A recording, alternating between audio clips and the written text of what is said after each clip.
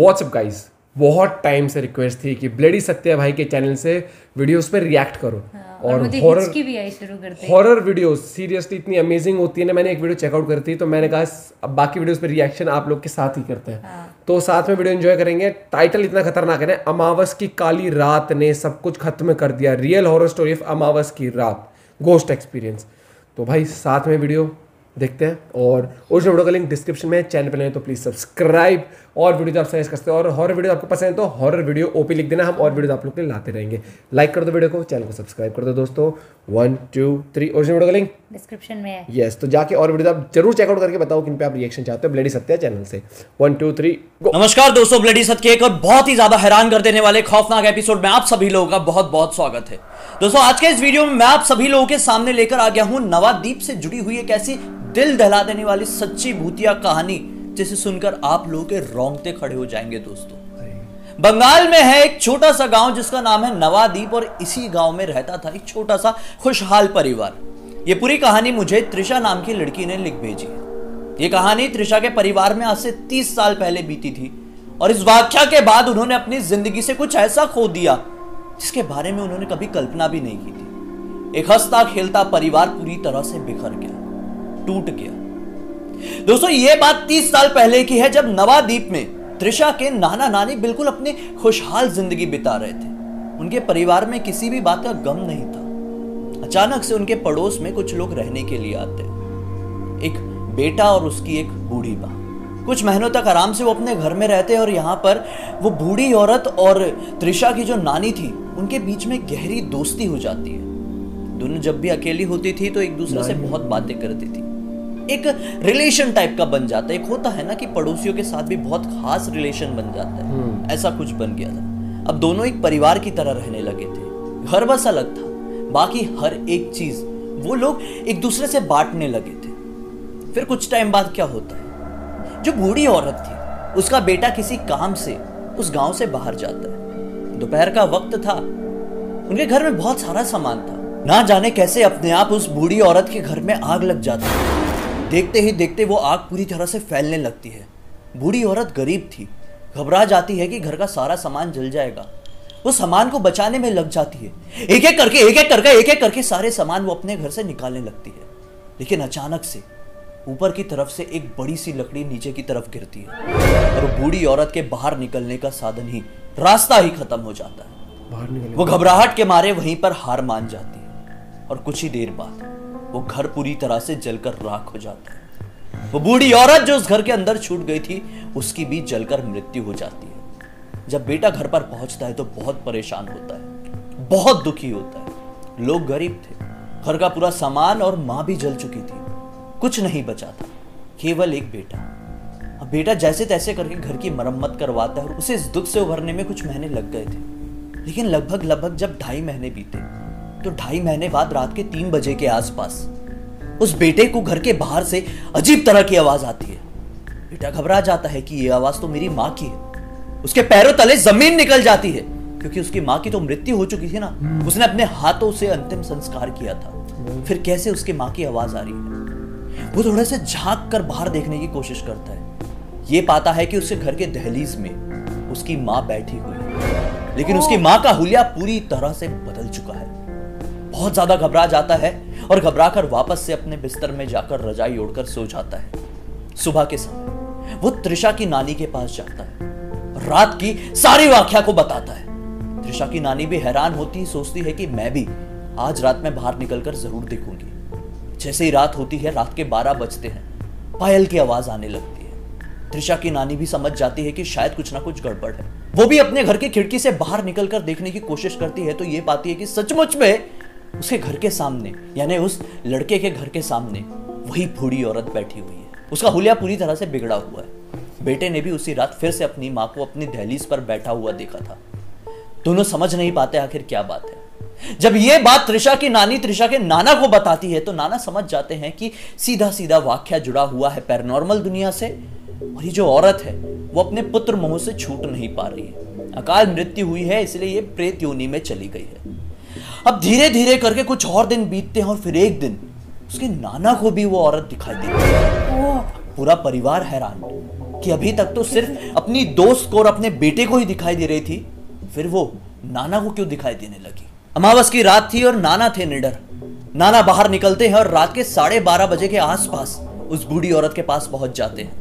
कहते हैं कि तू क्यों आती है, तेरी तो मृत्यु हो चुकी है ना, तू तो मर चुकी है ना, फिर यहां पर आकर अपने बेटे को क्यों डराना चाहती है। तो क्या ये चाहती है कि तेरा बेटा तुझसे डरकर मर जाए और वो भी प्रेत योनि में चले जाए, तेरी तरह ही तड़पने लगे, तेरी तरह ही भटकने लगे, और ना जाने क्या क्या क्या क्या समझाते हैं। ऐसा कहकर वो अपने घर पर वापस लौट जाते हैं। फिर बस क्या था, उस रात के बाद से कभी भी वो बूढ़ी औरत उस दहलीज पर दिखाई नहीं दी, ना ही वो गांव पर। अब कुछ दिनों बाद उसके नाना अपने खेत पर जाते हैं। अच्छा। इनका बहुत बड़ा खेत था। शाम का समय हो रहा था, लगभग 9 साढ़े 9 बज रहे थे। सितंबर का महीना था तो तेज बारिश होने के आसार थे।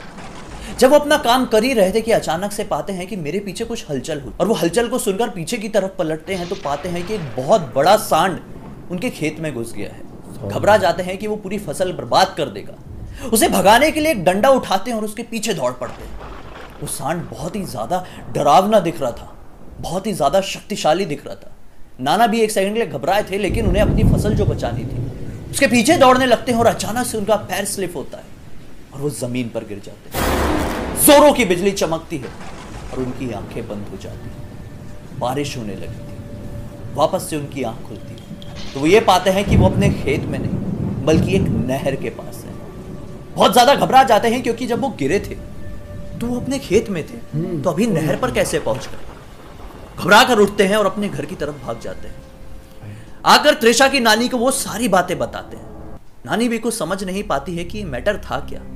अब इसी तरह से कुछ दिन और बीतते हैं और एक दिन त्रिशा के नाना फिर से अपनी खेत की तरफ जाते हैं। खेत की तरफ गए हुए उन्हें लगभग 5 घंटे हो गए थे।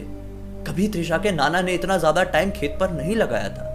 आज ना जाने कैसे उन्हें इतना ज्यादा टाइम लग रहा था।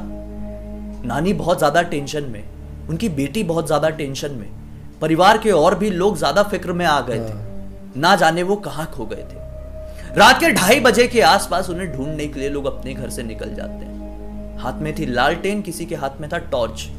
ढूंढने की कोशिश करते हैं लेकिन खेत के आसपास उसके नाना कहीं नहीं मिलते हैं। आसपास के लोगों से पूछने की कोशिश करते हैं लेकिन कोई उन्हें नहीं पाता है। जब थक हार कर वो लोग सोचते हैं कि घर जाएंगे और सुबह उठकर पुलिस वालों से कंप्लेंट करेंगे तो अचानक से रास्ते में मिलता है उन्हें एक पीपल का पेड़, जो कि जाते टाइम तो पूरा नॉर्मल था, लेकिन जब वो लौट रहे थे तो क्या पाए, उसी पीपल के पेड़ में उसके नाना की लाश लटकी हुई। जो देखता है उसके पैरों तले जमीन निकल जाती है।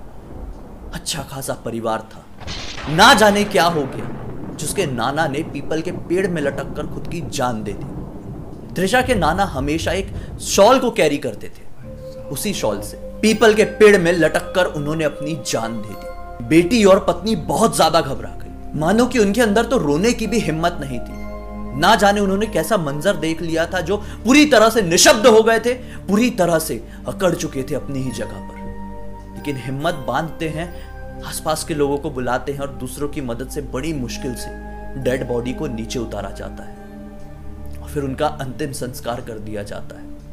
आज इस वाकया को तकरीबन 30 साल बीत चुके हैं, लेकिन 30 साल बाद भी ये कोई नहीं समझ पाया है कि कैसे उसके नाना ने ये कदम उठाया। क्यों ये कदम उठाया? क्योंकि वो बहुत ही खुश थे, फसल भी अच्छी थी, पैसे भी अच्छे खासे थे, ना ही किसी चीज की कोई टेंशन थी और ना ही पारिवारिक माहौल खराब था, सब कुछ अच्छा ही चल रहा था। फिर ऐसा क्या बीत गया उस रात जो उसके नाना ने फांसी लगा ली। एक्चुअली वो रात भी एक अमावस की रात थी, एक अमावस की रात जो त्रिशा के परिवार में एक ऐसी काली रात ले आई जिसे वो कभी नहीं भुला सकते। उम्मीद करता हूं मैं कि आप लोगों को मेरा आज का वीडियो अच्छा लगा होगा। अच्छा लगा है तो इस वीडियो को ज्यादा से ज्यादा लाइक कर दीजिए, चैनल को सब्सक्राइब करके बेल आइकन दबा के ऑल के ऑप्शन में क्लिक करना, क्योंकि इसी तरह के खौफनाक वीडियो मैं आप लोगों के सामने रेगुलरली लेके आते रहता हूं। इंस्टा की लिंक इस वीडियो के डिस्क्रिप्शन बॉक्स में क्लिक करके डायरेक्टली वहां पर पहुंच जाइए। वहां पर आप अपनी कहानी लिखकर भेज सकते हैं। मैं इसी तरह से आप लोगों की कहानी भी आप लोगों के सामने लेकर आ जाऊंगा। ये बहुत बढ़िया बात भाई, मतलब सबसे बढ़िया बात तो मेरे को लगी भाई, बाकियों की स्टोरीज भी जो लोग भेजते हैं उनकी स्टोरीज को भी आप लोगों तक पहुंचाता है। प्लस जो स्टाइल था बहुत ही अलग था। एक खौफनाक इंटेंसिटी जो आंखों के अंदर देखने को मिली ना, कोई वो नहीं थे इसमें, कोई वीडियो नहीं थी, कुछ नहीं थी, लेकिन एक सेकंड के लिए स्क्रीन से आंखें नहीं हटी जबकि ईयरफोन लगा जो रखे थे। एक्सप्रेशंस थे ना, जो आंखों के बहुत थे, ही बोलने का खतरनाक तरीका, जो थे। फेशियल एक्सप्रेशंस थे, आंखों के हर एक चीज आपको कैमरा कभी ऐसे कभी मतलब वीडियो से बांध के रख रहे थे। अब ये देखो कि सुनने में डर लग रहा था। छोटी छोटी क्लिप जो यूज करती ना हॉरर वाली, वो सही जगह पर यूज करी थी। प्लस जो कहता है जैसे बारिश का मौसम था तो वहां जो साउंड इफेक्ट लगाया हुआ था, हैट्स ऑफ टू ब्लडी सत्य भाई यार, क्या जैसे मतलब वर्ड पे जो स्ट्रेस दे के बोला है ना, एकदम से वो लग रहे थे सीरियसली मजेदार तरीके से। खौफनाक जो सीरियसली भाई ने कहा ना कि खौफनाक वीडियोस लाते रहूंगा आप लोग के लिए, तो खौफनाक तरीके से ही पूरे एक हॉरर वीडियो से आप क्या एक्सपेक्ट करते हो कि हॉरर वीडियो आपको डराए, आपको हॉरर वाइब्स दे। बिल्कुल इस वीडियो ने भाई साहब डंके की चोट पे कहता हूँ, मजा आ गया। कोई बैकग्राउंड वीडियो नहीं चल रही थी। और जो रात को देख रहा है, जिसने रात को वीडियो सुनी है ना, देखी है, तो भाई बताना तुम्हें सच में डर लगा होगा अकेले अगर आप देख रहे होगे तो। सोचो आप ये जो जिस तरह से भाई, अगर आप ऐसा भी कर सकते हो कई बार कि भाई की वीडियो चला के आग बंद करके इमेजिन कर सकते हो वो चीजें तुम्हारे सामने चल रही है अकेले बैठ के। भाई मतलब इस वीडियो को एज एन ऑडियो भी हॉरर एक्सपीरियंस हो जाएगा। मतलब कि ब्लडी सत्य भाई की वीडियोस को एज ए ऑडियो भी आप सुन सकते हो। आग बंद करके इमेजिन करते हो, भाई सब तोते उड़ जाएंगे। भाई का बोलने का तरीका अमेजिंग, जो एक्सप्रेशन था, जो एडिटिंग थी वीडियो की पूरी गजब थी। कहाँ पे फेस पे जूम करना है, कहाँ पे नहीं यार, तो उड़ा दिया इस वीडियो ने। बहुत ही मस्त। आई एम श्योर आप लोग को वीडियो बहुत अच्छी लगी होगी। तो भाई कैसी लगी बताना जरूर। और ब्लडी सत्य भाई के चैनल से और वीडियोस लाते रहेंगे। आप खुद सजेस्ट कर सकते हो किन वीडियोस पे रिएक्शन चाहते हो। तो भाई मिलते हैं आपसे एक और वीडियो के साथ। Till then bye, have a good day, take care.